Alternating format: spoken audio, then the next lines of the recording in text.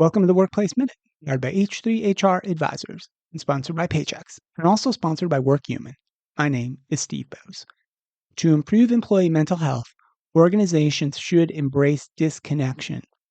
New research conducted by academics from universities in the US and Canada has shown, not surprisingly, that excessive time spent using our smartphones has been detrimental to our mental health. In short, the research team found that the less people engage with their phones, the happier they are. According to their research, you might feel anywhere between a little bit happier to significantly happier if you just don't interact with your phone nearly as often. And if you're lucky, you might even feel similar reductions to your depression and anxiety comparable to people who are being pharmaceutically treated for these mental health conditions. In the recently published report titled Blocking Mobile Internet on Smartphones Improves Sustained Attention, Mental Health, and Subjective Well-Being, the authors state that, quote, one of the surprising findings is that the decrease in depressive symptoms was on par or even greater than reductions documented in studies of people taking antidepressant medications. The research studied 467 participants ages 18 to 74 who agreed to the month-long study aimed at testing the theory that constant connection to everything all the time has unintended consequences. Researchers examined what happened when people agreed to block the internet from their smartphones for just 2 weeks, and it turns out 91% of them felt better after that break.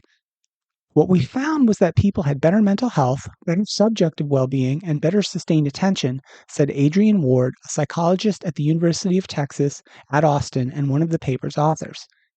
The researchers measured 3 different outcomes of well-being, mood, and attention at the beginning, middle, and end of the 4-week study.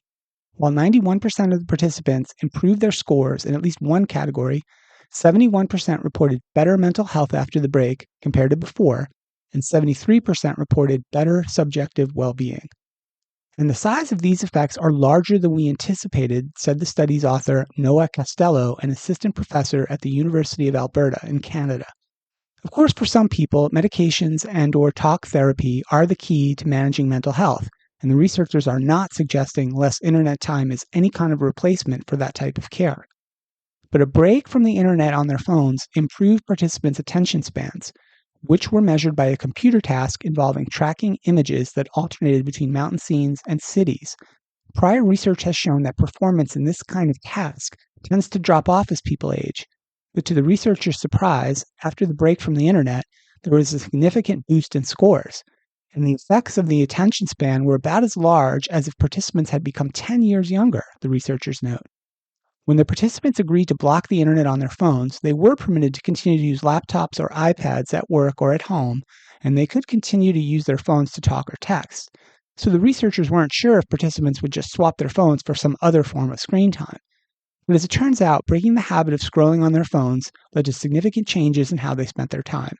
And interestingly, each day the break went on, the benefits increased, almost like a positive feedback loop.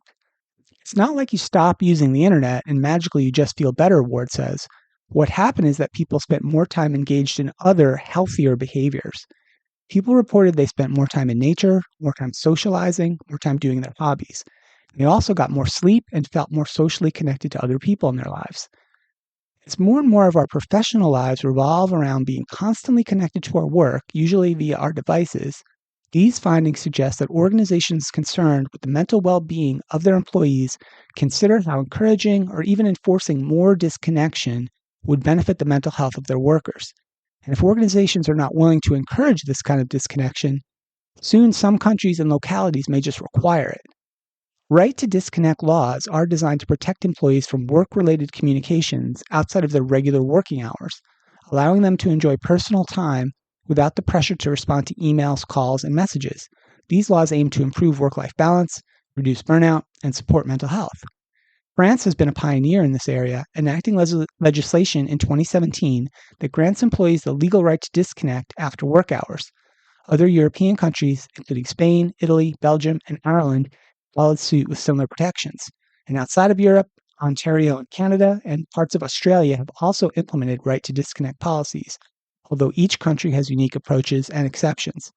And while the United States does not have federal right to disconnect laws, some states like California and New Jersey have explored similar ideas. As we think about the complex topic of employee mental health, The right to disconnect could be a simple yet powerful intervention to make significant improvements in workers' lives. That's it for the show today. We will continue to follow this and all the important topics and trends in the world of work here on the HR Happy Hour Media Network. And that's it for the Workplace Minute, powered by H3 HR Advisors.